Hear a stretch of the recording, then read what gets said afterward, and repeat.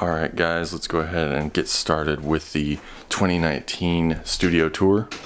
So first off, we're in a New York apartment that has this small bedroom that I've repurposed to be a home studio. So obviously space is at a premium, but definitely making it work and to really enjoy the workflow in this space. So what we're going to do is start off over here, kind of work our way around through all the gear and touch on it a little bit. So starting off with the two Kiesel guitars over here, we've got the primary lead guitar that was on the first EP, Window to Anywhere, and will also be the primary lead on the next EP, of course. This is my Kiesel Aries 6-string, so it's a bolt-on neck. As far as woods go, we've got a 4A quilted maple on top with aquaburst finish and a koa body that actually gives it a really unique tone. We've got a bird's eye maple fingerboard with an all maple neck and a matching headstock aquaburst finish on quilted maple. All gold hardware on both guitars, as well as white truss rod covers and pickup covers.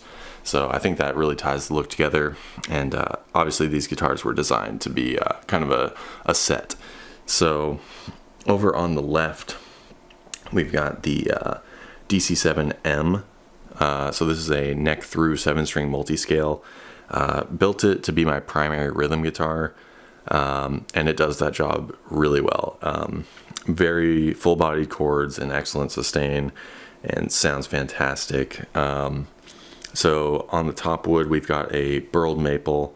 The paint job is actually a custom paint job, so I believe it's a trans purple burst finish with a black burst edge. So called the guys up at Kiesel. They were very helpful and would do this custom paint job for me for very cheap, and I think it looks great. Then for the body, we've got mahogany, and then a 5-piece maple neck and ebony fretboard. Really love these two guitars. Can't speak highly enough of them. So moving on to the primary workstation. As far as studio monitors go, we've got KRK Rocket 5s. I've had these for about 6 years. They're very transparent. I really enjoy them, but these will probably be one of the first things I'll upgrade in the future. Upgrade to some higher fidelity monitors, but they definitely get the job done. Below them, I've got these new studio monitor stands that I got. These were very cheap, and they're very, very sturdy, and it's really important to get your monitors off of the desk to avoid the reflections coming off the desk up towards your ears. So really love these. Very good investment. Now, as far as DAWs go, I am running Pro Tools 12 right now. I am not opposed to other DAWs, but Pro Tools is what I started out with, and that's what I'm very comfortable with. So I've developed a workflow in Pro Tools that I really enjoy, but I know a lot of people have varying opinions about the best DAW out there. But the important thing is to just make music, of course. Now, as far as monitors go, I've got two 23-inch BenQ monitors and this awesome $40, I believe, monitor stand that houses two monitors. You don't have to screw it into anything. It's just a really, really sturdy metal stand. So I really love that. Got an external hard drive, a couple remotes, and then this remote which controls the lighting behind the workstation. So I'm the type of person who really enjoys setting lighting to match the vibe of the song that I'm working on at the moment. So that is a super cheap way to add some real ambiance to the room and make the writing process more enjoyable. Now over here we've got the USB hub with an iLok. Everybody hates iLok, I know. We got KK Slider from Animal Crossing sitting on top of an HDMI input switch, which is really awesome. The input switch makes it so you can plug a laptop in and put it up on the main monitor here.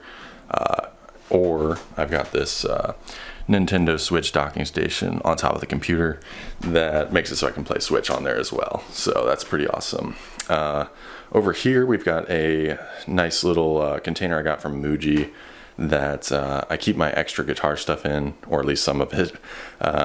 So it's got fret wraps and tuners and, a couple of other miscellaneous pieces of gear. Then over here, we've got hard picks in this container and light and medium picks in this container. Primarily use these for, playing bass and acoustic guitar, and then these for lead guitar. Now, these are these really cool paper sliders. There's one for each of the 7 modes of the major scale. This one's for Lydian, which is, if you listen to my music, you may notice that a lot of the stuff that I write tends to be in Lydian. But these are really awesome because what you can do is you can just slide it to the key that you're in, and then it gives you, the main notes of the scale, and then gives you a visual representation of the fretboard. So just really speeds up the writing process. Moving on to the rack. So this is a 4-slot rack that I built myself.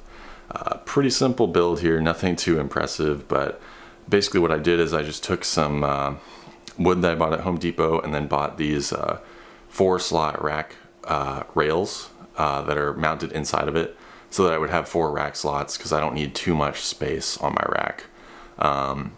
So up top we've got this Furman power conditioner that all the equipment is plugged into to protect it. And then below that we've got really one of the most important pieces of gear in the entire studio, which is the Axe-Fx 2 XL Plus.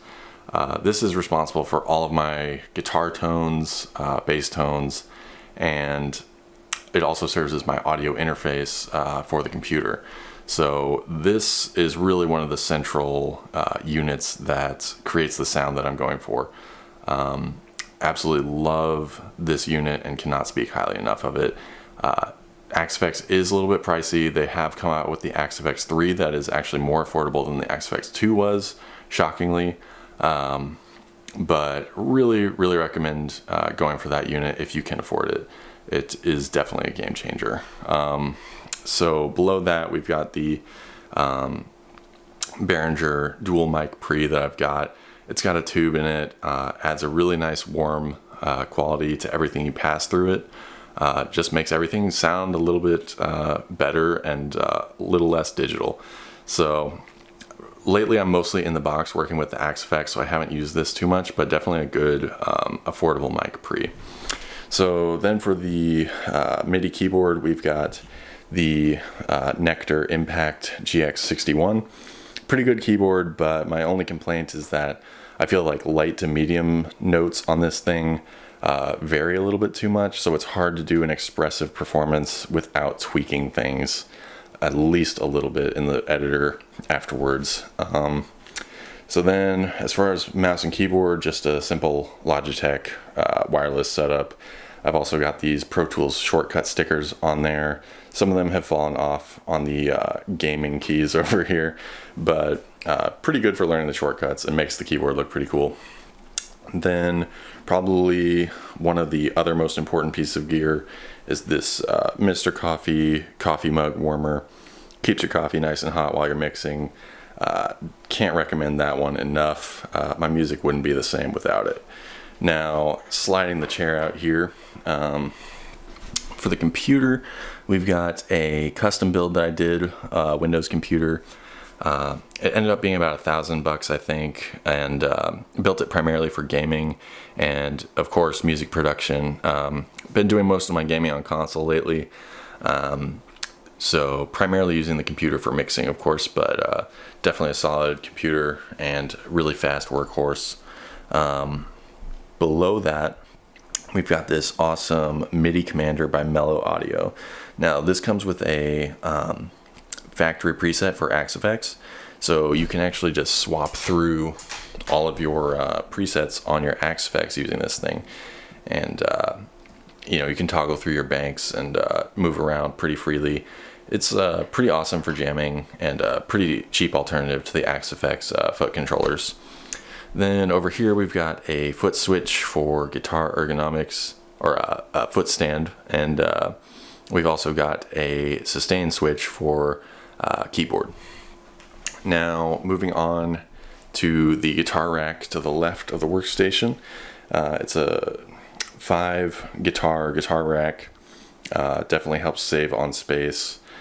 even though I prefer to have my guitars a little more spread out. Over here, mounted onto it, I've got this hygrometer, which monitors the temperature and humidity, which is obviously very important for guitar care.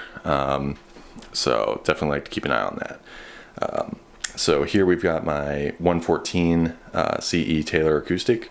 Don't play too much acoustic lately, but when I do, definitely turn to this guy. It's a great sounding guitar for, not too crazy of a price tag. And then we've got this super affordable and fantastic sounding Ibanez Geo 5-string. This is responsible for all the bass tones that you're going to hear on my albums.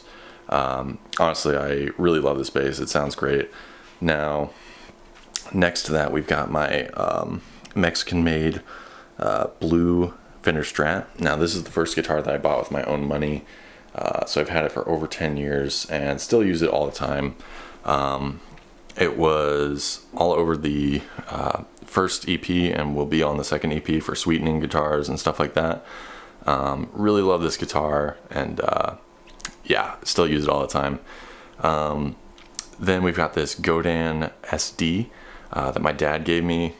It's a older guitar and we don't know too much about it, but it sounds really awesome. He got it used and sent it my way, so really good guitar. So then above that, we've got just some nice nerd stuff. And then going around here, we've got the above the closet storage. So unfortunately, as you can see, pretty much all the storage is taken up by guitar cases. Any guitarist knows that all these hard shell cases and stuff take up a ridiculous amount of room, but it is what it is. And then here I've got this diffuse studio light for recording video. Then just some more decorations here, as well as the album art for the first EP, Window to Anywhere. So that pretty much does it for the studio tour, you guys. Hope you enjoyed. Hey guys, thanks for checking out the studio tour video. Hope you guys enjoyed that. If you happen to have any question or suggestion about the setup, please feel free to leave me a note. I'll be hanging out down in the comments section below. Alright guys, catch you later.